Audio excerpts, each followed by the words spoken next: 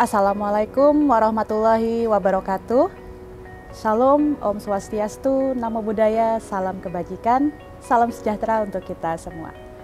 Sobat pelatihan, senang sekali pada kesempatan kali ini saya Jadwa Amalia bisa menemani sobat pelatihan semua dalam program Langkar, langsung ngobrol dengan pakar. Untuk edisi kali ini dalam program Langkar kita akan ngobrol sedikit mengenai sesuatu yang akhir-akhir ini semakin sering kita dengar, semakin sering kita lihat, semakin sering kita temui, yaitu Artificial Intelligence atau AI. Khususnya nanti bagaimana peran AI dalam meningkatkan produktivitas kerja. Dan untuk membahas topik itu di tengah-tengah kita telah hadir seorang pakar, praktisi, trainer, apalagi nih? Betul, ya. Konten kreator juga gitu ya.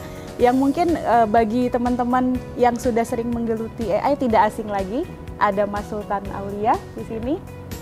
Halo, Sehat, Mas? Alhamdulillah sehat. Sehat, baik. Terima kasih sudah berkenan hadir bergabung bersama kami di dalam program Langkar ya. Jadi Langkar itu langsung ngobrol dengan pakar. Tapi dalam bahasa daerah kami, Langkar itu artinya cantik. Jadi ini program yang cantik, gitu ya, program yang menarik gitu. Harapannya apa yang nanti kita obrolin itu juga bisa memberikan insight kepada para penonton, baik itu ASN maupun juga dari masyarakat umum seperti itu. Baik, dan sebelum kita ngobrol lebih banyak nih tentang AI, mungkin boleh diceritakan sedikit kenapa seorang Sultan Aulia ini tertarik gitu menggeluti apa mimpi terus besok saya mau menggeluti AI gitu atau gimana? Silakan Mas Sultan. Betul, ya, terima kasih Ibu untuk undangan ke sini. Ini pertama kali juga saya ke Banjarmasin. Oh gitu ya, belum pernah ya? Belum pernah. Pertama Alhamdulillah. kali ke sini, alhamdulillah telah diundang. Oke, jadi ya kenalkan nama saya Sultan Aulia. Saya betul trainer yang memang spesialisasinya itu membantu orang-orang yang ingin belajar cara menggunakan AI untuk tugas-tugas administratif khususnya gitu ya. Nah, jadi latar belakang kenapa bisa kayak sekarang itu sebetulnya tidak jauh dari peran media sosial sebetulnya. Jadi waktu itu di tahun 2022, ini kan udah ChatGPT itu dirilis di 2022 akhir ya, udah 2 tahun gitu. Nah, pas hari H pakai ChatGPT itu saya kebetulan lagi sibuk bikin tugas akhir. Nah, itu jadi kayak nemu solusi nih kan, lagi mentok tuh. Ya udah pakai GPT aja. Dulu waktu itu dosen-dosen aja belum tahu. Belum gitu. ya. Belum. Baru banget, masih baru banget. Kalau sekarang malah saya yang ngajarin dosen. Waktu itu tuh. Nah, jadi saya skripsi dibantu lah gitu dibantu pakai GPT karena muncul banget kan salah satu pengguna awal. Nah, terus selama selama pakai itu ya udah saya pakai dan alhamdulillah sampai lulus gitu kan, revisi juga waktu itu lagi. Nah, cuman di bulan Desember atau bulan Januarinya itu saya memang selain belajar cara pakai GPT, awalnya pasti GPT dulu sebelum saya ngulik ke yang lain. Awalnya GPT dulu. Nah, saya tuh belajar betapa pentingnya media sosial, peran media sosial untuk karir. Apalagi kan saya waktu itu mau lulus bener lagi kan, masih belum ada gambaran nih mau kemana, arah hidup. Habis ini ya? Betul. Nah, saya nemu potensi yang luar biasa sekali dari sosial media. Nah, dari situ saya mutusin buat konten. Cuma kan konten itu harus ada yang diomongin. Nah, saya ngomongin tentang AI. Dari situ saya konsisten konten sampai 6 bulan kemudian ada yang nawarin kerjaan buat ngisi pelatihan. Dari situ. Nah, itu job pertama saya, dapat uang pertama dari online ya, pertama banget. Dan bulan depannya langsung dapat klien begitu ya. Langsung big client gitu ya. Langsung big client. Dari situ ya udah ngegulung. Tuh, mulai dari situ awal banget. Jadi bisa dibilang Mas Sultan ini sudah merasakan manfaat langsung ya dari AI ini. Karena kan barangkali sebagian di antara kita cuma mendengar AI tapi nggak tahu nih apakah sudah merasakan atau mungkin barangkali AI itu sendiri apa juga masih belum terlalu paham. Nah, mungkin untuk mengawali obrolan lebih jauh, sebenarnya AI itu apa sih? Oke, kalau kita bicara tentang definisi sendiri, AI itu tuh kecerdasan buatan yang dibuat oleh manusia untuk mendelegasikan atau mewakilkan tugas-tugas yang sifatnya itu analitikal, sifatnya itu ya hal-hal yang mikir gitu ya, nah, pengen diserahin ke robot atau ke komputer gitu kan. Nah, si AI yang sekarang itu tuh bagusnya, dulu kan sebetulnya AI itu udah dari tahun 50-an. Oh. Iya, istilah AI itu pertama kali dicetuskan di tahun 50-an. Cuman 2 tahun terakhir ini kenapa bisa se-booming sekarang tuh karena kita manusia tuh untuk ngobrol dengan komputer tuh udah gak pakai lagi bahasa pemrograman, Iya. pakai JavaScript, Java, Python gitu-gitu, enggak. Nah, itu langsung aja pakai sendiri, termasuk untuk urusan-urusan kerja, mau bikin surat, mau bikin presentasi, bahkan nyari bahan materi kayak gimana gitu. Ya udah langsung kayak ngomong aja gitu. Nah, bahkan ada guyonan kalau AI itu singkatannya bukan artificial intelligence, tapi anak intern atau anak magang ya. Yang anak magang bisa disuruh apa aja gitu ya. Gitu. Jadi ya diperlakukannya sama kayak anak magang aja, nyuruh-nyuruh sebetulnya. Itu yang jadi 2 tahun terakhir ini tuh AI itu dicari banget karena memang memudahkan orang aja sih. Kalau garis bawahi tadi, jadi AI ini untuk mendelegasikan gitu ya, bukan menggantikan berarti ya. Karena kan sebagian orang tuh ada kekhawatiran, terutama pekerja gitu ya, bahwa dengan adanya AI ini suatu saat mereka akan digantikan gitu. Itu gimana tuh sebenarnya posisinya? Kalau masalah digantikan, memang ada potensi dalam artian gini, satu perusahaan itu yang sebelumnya mungkin perlu 200-300 orang gitu ya, satu perusahaan besar, itu dengan adanya AI yang makin canggih aja, satu divisi yang udah bisa berpotensi banget digantikan itu salah satunya tuh customer service. Iya, sekarang itu kalau di luar ya, kalau di Indonesia belum. Keterbatasan bahasanya, AI-nya masih jago bahasa Inggris sebetulnya. Itu customer service itu bisa, mungkin yang sebelumnya ada 50 orang, ya bisa aja cukup 10 orang, tapi 10 orang itu tuh udah pakai AI semua. Gitu. Jadi bukan digantikan, tapi lebih ke mengurangi aja. Jadi saingan ke depannya akan makin ketat. Lebih ke situnya sih. Jadi kalau ada kekhawatiran itu akan menggantikan, sebenarnya mungkin belum sejauh itu ya. Artinya tetap tenaga kerja manusianya masih diperlukan. Meskipun sedikit. Nah ini artinya tentu ada persaingan di situ ya. Nah, lalu untuk menghadapi persaingan itu, apa sih yang harus dipersiapkan kira-kira bagi baik itu individunya maupun juga mungkin lembaga nih atau industri atau perusahaan atau instansinya gitu, untuk karena kan pasti tantangannya juga tidak sedikit ketika kita mau menerapkan AI ini dalam proses kerja gitu. Kira-kira apa yang harus dipersiapkan? Kalau dari individunya sendiri sih ya gak jauh-jauh dari belajar lagi sih sebetulnya. Belajar, terus itu cari tahu yang baru apa, yang kira-kira dibutuhkan apa. Dan yang terbaru banget minggu ini ya, teknologi itu, ngomongin tentang perkembangan teknologi. Kalau kemarin kan 2 tahun terakhir AI, nah, mungkin tahun-tahun berikutnya ada omongan lagi quantum komputer, itu apalagi tuh. Ini saya belum baca terlalu banyak. Cuman, saya baru dengar ini nih. Iya, ya, itu Google baru aja tuh ngerilis quantum komputer. Cuman ya udah gitu, tapi step by step aja ya belajarnya tuh. Cuman yang memang yang lagi dibutuhin sekarang itu nggak jauh-jauh dari teknologi. Tapi kalau misalkan udah berkecimpung puluhan tahun gitu di bidang yang sekarang, tidak ada salahnya buat nge-refresh otak aja, terus belajar hal yang baru. Itu kalau yang individu. Nah, terus kalau yang instansi sendiri, nah ini PR juga instansi sendiri itu sebetulnya. Kadang dari pimpinannya itu terlalu terkesima dengan jargon-jargon kan? Apa-apa AI gitu. Baru, apalagi nanti tuh pasti bakalan muncul di media-media quantum computing, pasti banget itu. Nanti pimpinan pada disuruh semua untuk belajar quantum. Cuman intinya itu jangan terlalu termakan hype ya, jangan terlalu termakan hype. Iya, teknologi itu bagus-bagus, cuman di bawahnya itu harus perhatikan juga udah pada siap belum orang-orangnya gitu kan. Jadi jangan terlalu memaksakan, dia harus dibangun dulu fondasi-fondasinya. Nah, cuma cara membangun fondasi-fondasinya itu kayak gimana ya, gitu sih. Dan dan jangan terlalu radikal gitu. Nama 4.0 udah AI semua langsung semua diganti. Semuanya. Entah itu. Oke, baik.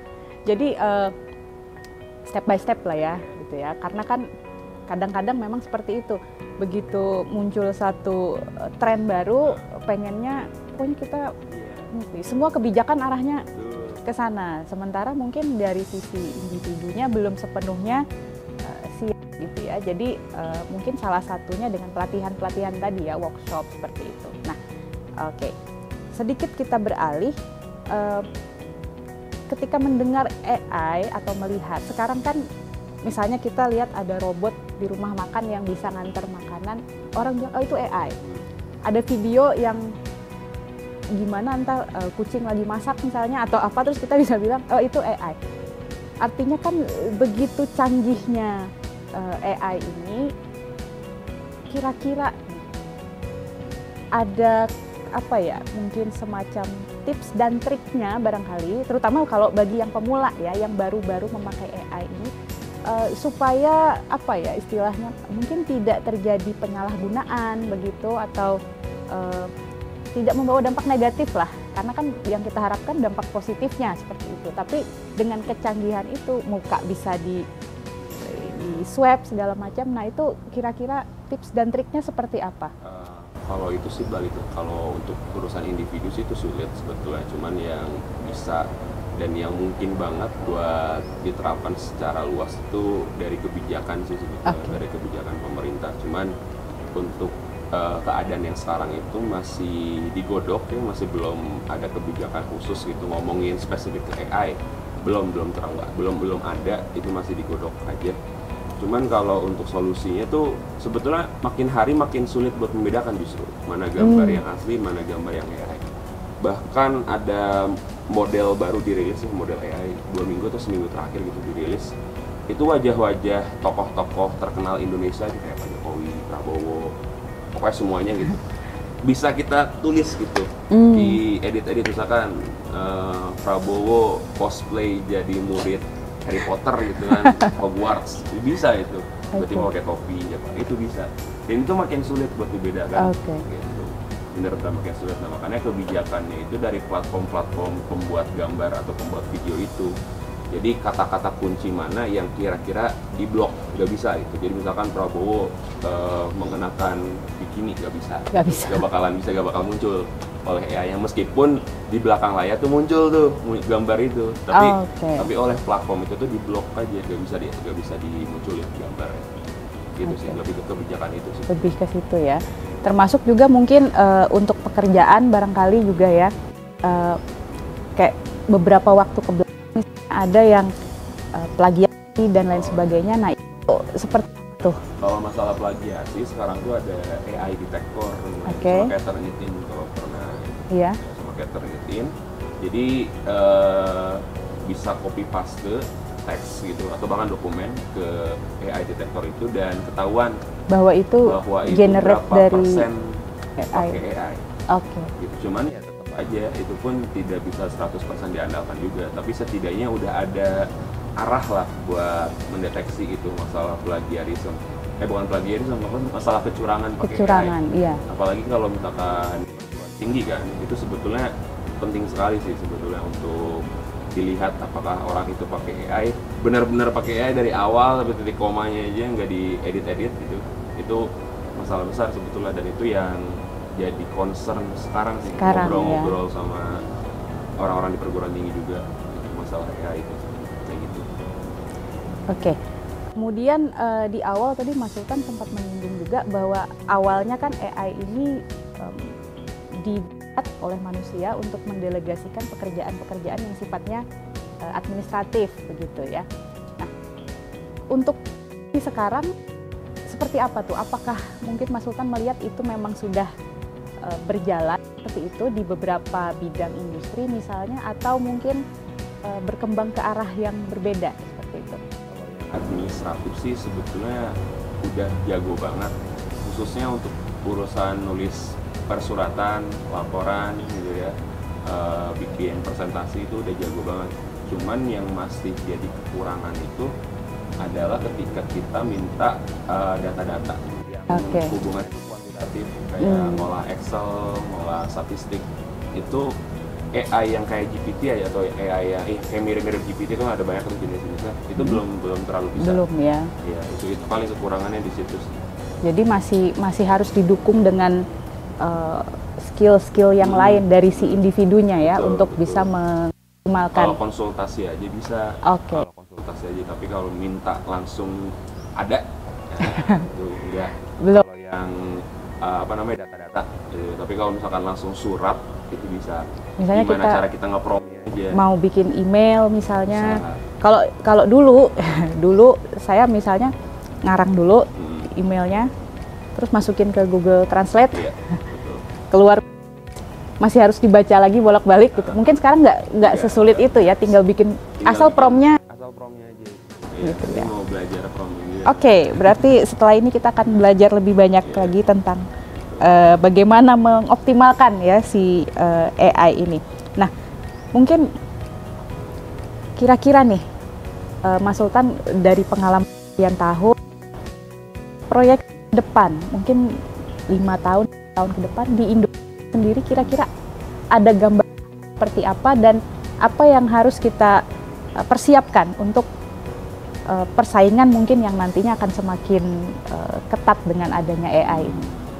Kalau persaingan apa dulu dalam individunya? Iya, mungkin dalam kita mau meningkatkan produktivitas kerja misalnya seperti.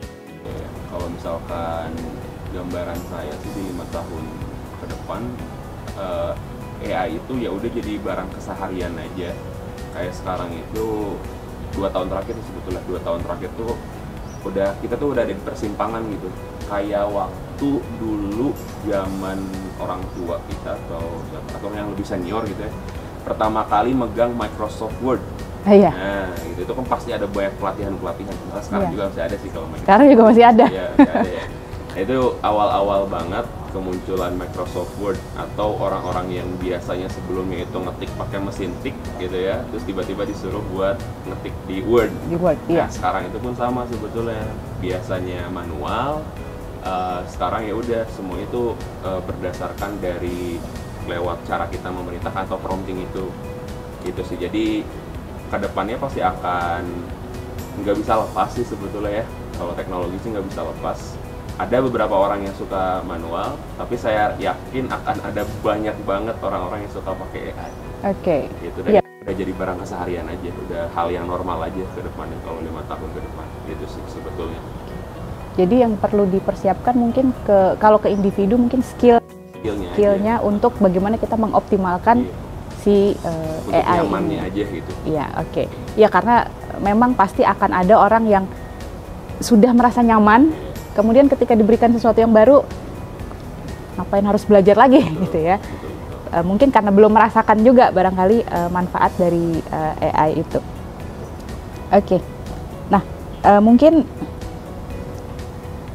terkait dengan bagaimana meningkatkan produktivitas kerja gitu ya AI ini, apakah memang sudah terbukti gitu ya, mungkin dari pengalaman Ustaz meningkatkan produktivitas atau bagaimana? Ya, kalau misalnya masalah produktivitas itu tergantung dari bidang pekerjaannya apa dulu. Kira-kira ada contoh nggak nih yang bidang-bidang yang sudah berhasil gitu? Ada. Jadi di salah satu slide materi saya itu ada bidang konsultasi gitu ya. Jadi ada salah satu perusahaan di Amerika itu kerjasama sama Harvard Business School. Jadi dia itu mengkaji apakah betul dampak AI dengan produktivitas itu ada korelasinya atau tidak gitu kan. Nah, jadi menurut kajian tersebut itu ternyata menunjukkan ada, dan bahkan orang-orang yang dikasih sampel gitu, ada orang yang udah jago, yang udah punya pengalaman, dan para pegawai yang baru masuk atau 2 tahun pengalaman kerja gitu ya. Nah, itu tuh disandingkan setelah menggunakan AI, hasilnya itu bisa setara. Orang-orang yang baru masuk kerja dan orang-orang yang udah punya pengalaman itu bisa jadi punya setara. Itu dari penilaian secara otomatisnya, dari penilaian secara manusia. Itu orang-orang nilai itu manual. Hasil kerjanya tuh sama kayak orang yang udah pengalaman 5 tahun ke atas. Menarik. Nah, ini menunjukin kalau misalkan di beberapa bidang itu bisa, tapi memang tidak semua bidang untuk yang sekarang itu tidak semua bidang. Itu sih. ya intinya bisa ningkatin produktivitas kerja, dan orang-orang yang belum terlalu pengalaman gitu ya bisa terbantu sebanding, ya. bisa terbantu banget buat belajarnya lebih cepat, buat masuknya lebih cepat gitu sih, buat masuk ke otaknya lebih cepat gitu sih. Lebih ke asistennya aja sebetulnya AI. Jadi tetap kuncinya di individu ya. Kuncinya di individu, di mana individu itu pakai aplikasi AI itu apakah betul atau tidak. Oke. Baik. Sebetulnya masih banyak ya yang mau saya tanyakan, tapi mungkin kalau ditanyakan semua satu hari nih ya, nggak cukup hanya 20 menit misalnya seperti itu. Oke, baik, mungkin kalau boleh saya simpulkan dari obrolan kita, pada dasarnya itu adalah sebuah tools ya, alat di mana penggunaannya tetap kembali ke individu ya, bagaimana dia mau memaksimalkan itu, positif negatifnya itu semua kembali ke individu yang bersangkutan. Oke, baik. Terima kasih Mas Sultan sudah memberikan insight ya untuk kita semua yang ada di sini. Mudah-mudahan dari obrolan singkat ini bisa membuka wawasan mungkin yang tadinya belum kebayang ya, AI itu seperti apa, bisa dapat gambaran, dan mungkin juga mulai ada ketertarikan untuk mempelajari ya AI itu dan memanfaatkan dalam produktivitas kerja ya, meningkatkan produktivitas kerja. Oke, mungkin sobat pelatihan, demikian ya obrolan kita untuk Langkar kali ini. Semoga sobat pelatihan juga mendapatkan manfaat, dan silahkan jangan lupa untuk like, share, dan subscribe channel YouTube Balai Diklat Keagamaan Banjarmasin. Dan Mas Sultan mungkin ada channel atau ada. Boleh dipromoin, boleh di search di Instagram @sultanaulia. Kalau search di YouTube juga akan banyak sekali bermunculan konten-kontennya. Silahkan ya, termasuk webinar-webinarnya juga banyak gitu ya, podcastnya juga banyak. Dan sekali lagi terima kasih, sukses terus ke depannya. Dan kita akhiri untuk obrolan kita kali ini. Terima kasih sobat pelatihan. Billahi taufiq wal hidayah. Wassalamualaikum warahmatullahi wabarakatuh.